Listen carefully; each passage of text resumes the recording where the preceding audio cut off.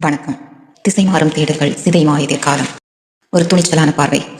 வணக்கம் நண்பர்களே. நம் இந்திய தண்டனை சட்டம் பிரிவு 377 நீக்கிவிட்டு ஒரு தனி மனித சுதந்திரத்தை பாதுகாத்துக் கொண்டிருக்கிறது.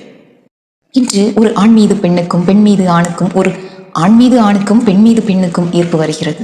எவையாகட்டும், அது வெறும் டீனேஜ் அட்ராக்ஷன்ஸின் வகையே. இதுதான் என் வாழ்க்கை என்று முடிவெடுப்பதும் முடித்துக் கொள்வதும் எவ்வளவு பெரிய முட்டாள்தனம். பசி எடுக்கும் போது கண்ட உணவையும் உண்பது மனித இயல்பு அல்ல. பசியை தாங்கி சரியான உணவை தேடுவதுதான் மனித பண்பாடு. நண்பர்களே, எழுந்து வாருங்கள் இலக்கை நோக்கி. எப்போதெல்லாம் உங்கள் மனம் திசை மாறுகிறதோ அப்போதெல்லாம் உங்கள் எதிர்காலத்தை நினைத்து பாருங்கள். உங்கள் இயல்புகளை சங்கிலி போட்டு பூட்டுங்கள். அதற்கென ஒரு நேரம் வரும்.